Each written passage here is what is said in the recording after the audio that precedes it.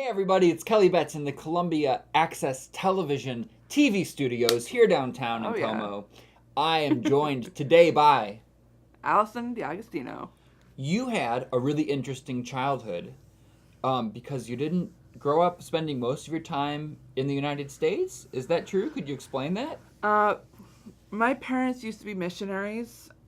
They started off, I think, in St. Louis, which is where they're from, and then they traveled down to Texas, and then their next mission, I think, was also in Mexico, and then Bolivia, which is actually where I was born. And so after 4.5 years, they were like, okay, I think it's time we should stop, because I was already becoming a hassle. And at that point, I only had like a vocab of like 25 words, which really worried my mom. And so we decided to move back to the States and found out most of our family had moved to Colombia. So we decided to live in Colombia as well. And since then, I've stayed here. So, at what point do you start YouTubing? I think it was sometime after I'd finished high school. I'm like, okay, I kind of want to be more serious about this. And at that point, I started writing books, which aren't published yet, but I intend to. And it got me thinking, like, what's the one thing most people aren't normally doing on YouTube? And that would be book reading. I'm like, heck, why not just try that? And right now, I think I have like 255 subscribers.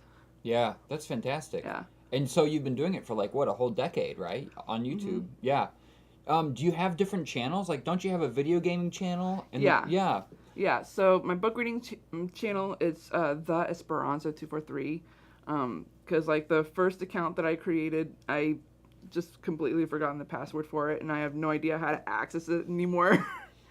And so my second channel is Rabbit Fun World, and I do video games. I focus more on hidden objects as well as Nancy Drew. I remember when I first met you, like 2008, 2009, being younger, Yeah. it being like a situation that you were still a teenager and, like, I don't know, having a disability. And I Yeah. remember men coming after you being a problem. What would your advice be for younger people? For younger people, just to I wouldn't say be wary, but just be confident enough to say no, because not a lot of people or men, in fact, like to hear the word no. They always expect you to say yes, and you don't want that in any situation when it comes to the opposite sex or the sex that you're more comfortable with. Yeah, that's a great way to put it. Like something that changed my worldview was seeing like a dating bill of rights, and it was like Yeah. I have a right to not do something. You know what I Yeah. mean? Yeah, that's great. I saw a video of you doing an interview recently, Yeah. and you compared yourself to Logan from the new X-Men movie. From what I understand, every mutant in the X-Men world has the X genome in their DNA. And so with Logan, like with every human being, blood is being replaced constantly with new blood.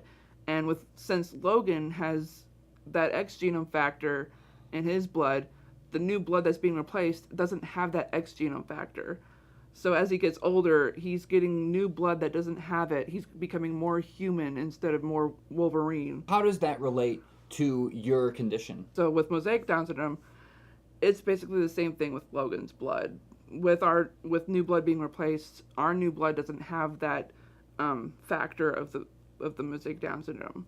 I mean, I'll still have it for the rest of my life, but the percentage of it lowers as I get older. What do you think people's like biggest misconceptions about Down syndrome are? Like, what could you tell the world that maybe they're misunderstanding?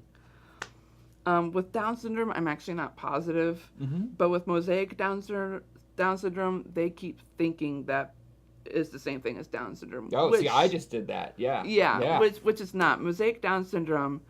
Like, as I said, you don't look like you have a disability as you're growing up, whereas Down syndrome, you do. Do you have general advice for people younger than you that are just starting with Special Olympics or trying to create a YouTube channel?